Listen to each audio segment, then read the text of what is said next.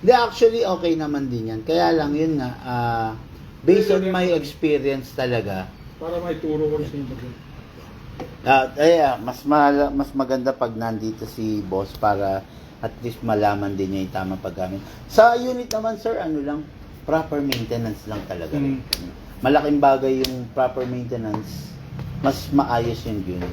Then, later on, send ko sa itong video na to. Oo. Send ko sa yung video para may guide din, may recap po kayo.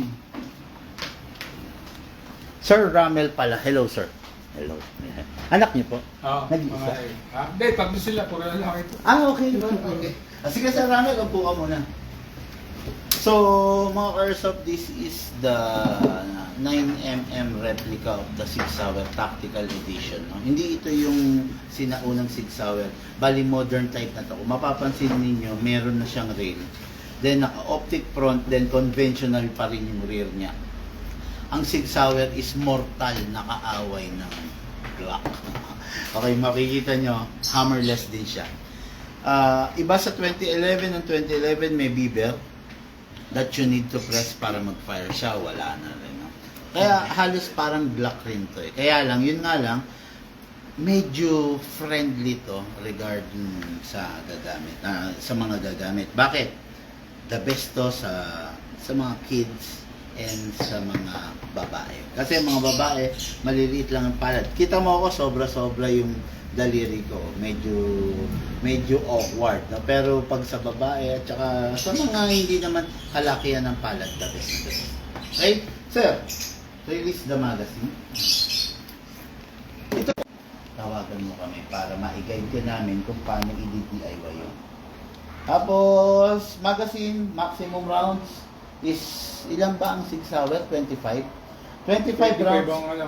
Yeah, 25 rounds, then bawasan lang natin ng 5, make it 20 lang. Para yung spring niya, hindi, parang may stress. Okay?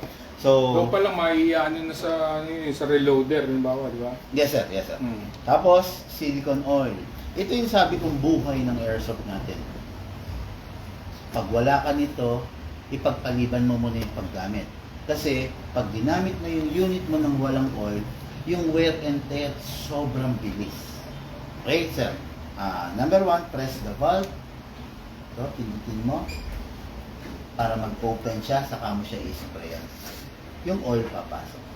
Press down. Yes, sir. Pag hindi mo prines, yung oil, tutulo lang. Okay? Then, dito sa bottom part. This is the inlet valve. Konting spray lang naman.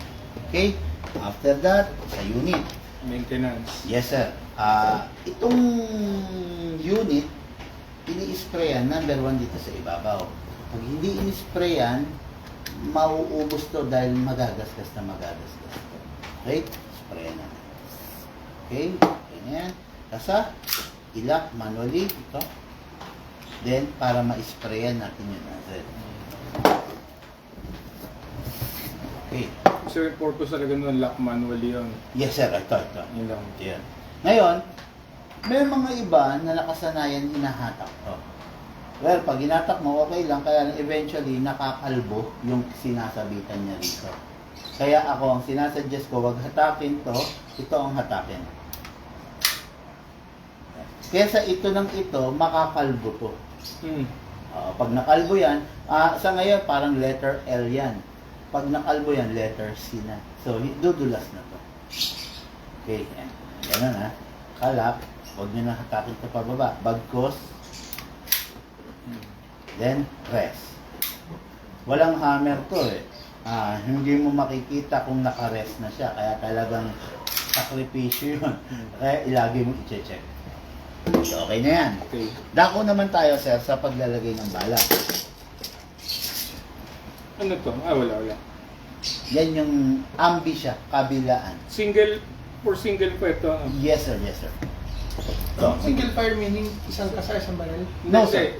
Pag Meron kasi pinasa mo, ang automatic eh. Okay. Merong automatic eh. Natuloy-tuloy. Yung kanina. yung Glock, merong tawag doon, rapid fire. Rapid fire. Kasi ito, speed loader, kung wala ka nito, okay lang naman. Pero mas maganda kung meron ka nito, mas mabilis. Hatakin ito pababa. iwasan lang sir, mabitawan kasi baka mabasag ko. At pababa, then place your right thumb here Hindi ano para to, hindi bakal. itong part na to hindi sir, ABS plastic siya. Ito. Place your right thumb here para kung mabitawan mo to, siya yung sasalo. All the way, then dito po ilalagay yung bala. Pump lang po. Mas madali, di ba? Ngayon, pansinin nyo, bungi-bungi oh. Bungi-bungi siya sir. Halugin niya siya sideways para mag-align ng properly yung bala. Okay, hindi ko na ganun po na. Pag hindi siya aligned, Pwedeng mag-misfeeding, mag-jam, Wave lang. gano'n no. Pasok natin sa unit, malakas po. Huwag na huwag pong itutulak kasi hindi siya maglalak. Malakas, finger out, kasa, ready to fire. Saka mag-fire. Go, go, go, go. May mga ibon ka, haba ako mag-bounce back. Hindi, doon sir, natin yung parting bonsai oh. Sige, sige, sige. Ito yung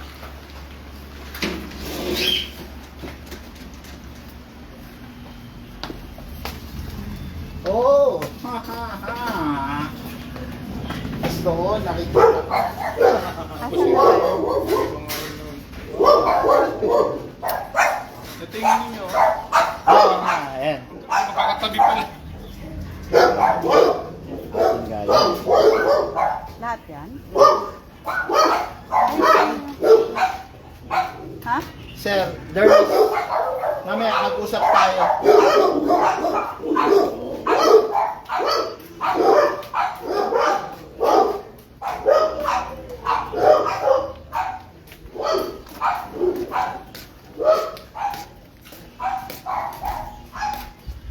Merong something wrong with the bantig eh. Ano kaya? Overfeed siya Overfeed ng... ng fertilizer. Ang taba ng oo, dahon oo. niya parang lumulubo. Ganun. Delikado yun pagdating sa bantige. Naku, patay ka kay madam. Okay, sige sir. Firing. Ay, wala palang gas. Ano ba yun? Tatakbo ko ng gas. Wrong time. okay. Lagi pag yung ganyan na. Ano ba, right, left? Hindi, left eh. Ibig sabihin lang nakaganyan mo ng ganyan yung pag-hawak. Tapos ito niya eh.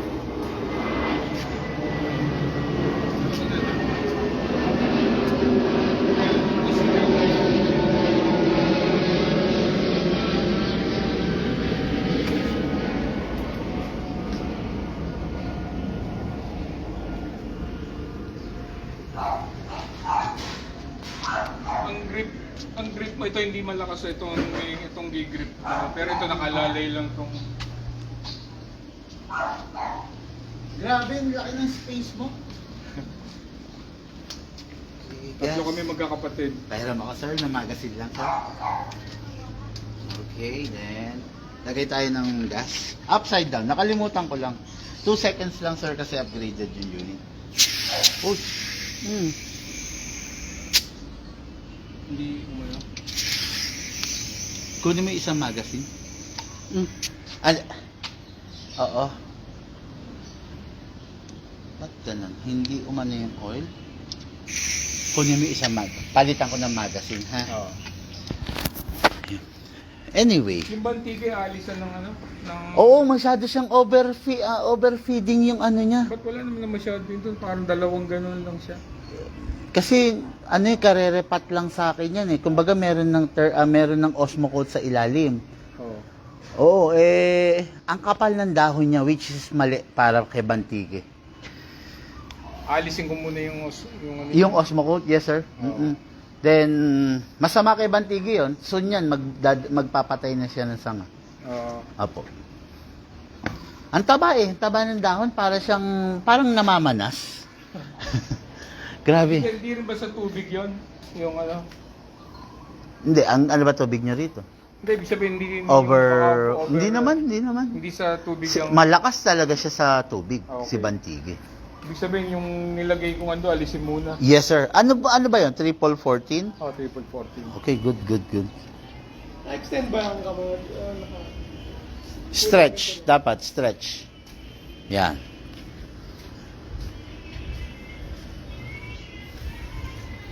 Pwede lang. Okay mga ka-airsoft, no? So, yung magazine natin, I don't know kung anong naging problema nito, pero meron something wrong with the magazine. Ito na, no? Yung unit nila, sir, is color black. Tapat mo dito, color black. So, merong defecto. Palitan natin ito, pero alisin natin ito, no? Yung tip. Yan mo yung tip. Yun yung tip lang. Walang problema yun. Ito. Punta na tayo. Okay, then.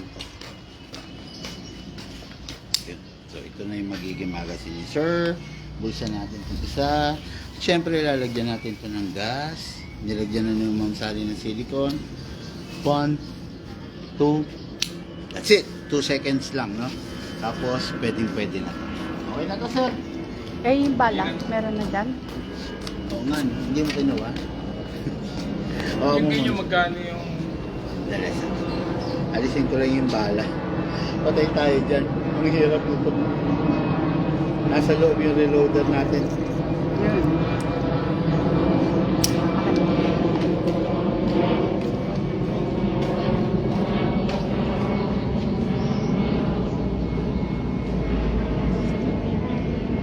Gawa kayo ng ano nyo rito, shooting range. Medyo mahirap maglagay ng bala. Lalo na kung wala kang reloader. Yan katulad ng isa-isa. Minsan pwede pang malaglag yung bala, kaya mas maganda pag may reloader. Okay? Ano sir? Pasok mo na oh. Pasok! Basta ko dito sa Ago. Ago, kung kumatagal lang ano ito eh. Matagal yan sir. Tapos nasa paso na agad. I-overpat mo muna siya. Ito sir. Firing po.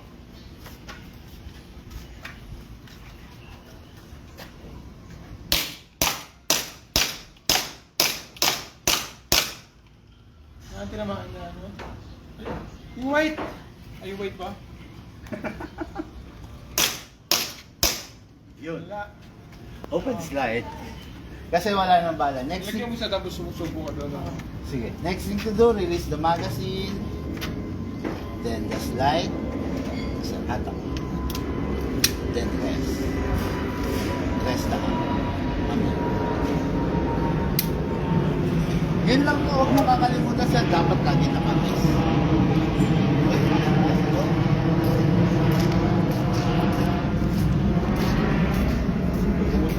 Lakas nila.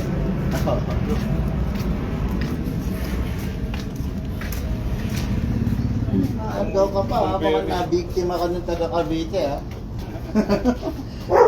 Yan yung mga unang ano. Oo. Tapos ito, mukhang pwede pang tanim sa ano na to eh, sa... Hibiscus, no? Ayun. Ito, galing din sa atin. Ito po. Ano laki ng dahon? Lumaki yung mga Eh, dahon. ang tataba, hindi normal kay Bantige. Ito pa rin eh. Oo, ang tataba ng dahon niya, eh, oh. Hindi, alisin pala to. Yes, sir. Alisin mo muna yan. Ito namatay eh. Okay, bakit? Di ko. Baka yung umangat tong mga ano may repat to. Sa'yo rin galing? Hindi. Ay, Ay, di ba sa Hindi, kanya? hindi. Dieback? Nagpatay siya ng sanga. Pagka tapos mo mag-repat, huwag ka munang mag-swallow ng kung ano. Halimbawa, Pataba. yung mga pataba. Sige, pasok tayo. Ito mura ko lang ako Banyan. sa palo. Sa palo? Okay.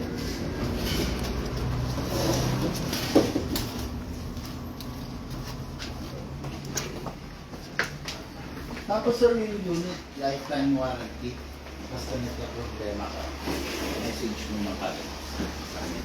Yung kanina, medyo nag-alangan ka eh, kasi ganito. Ganito itsura niya kanina, di ba?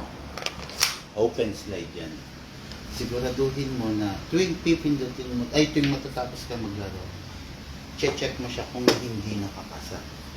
Ganito kasi yan. Halimbawa ganito, sir. Nire-release mo to, binaba mo. Hmm. Diba? Ngayon, kung hindi ka sure, kung hindi nakakasa, delikado yan. Pag pinindot mo na may magazine, Hmm. kaya dapat laging walang magazine. Tapos, make sure na i-rest mo kagad to. Kumbaga, sisiguraduhin mo. Trinay na i-rest, tapos nakalagay yung magazine, yun ang delikado. Halimbawa lang, nandito ka nakatapat sa TV, naku, guhit yan. Naku, away kayo ni madam. Yan. Tapos, Lagi pag gano'n, lagi sa baba rin. sa baba po, sa baba nyo halimbawa, yan, katulad. Yan. Tapos, yun na, pwede na. Kasi sure kang hindi na nakakasa. Yan. Tapos,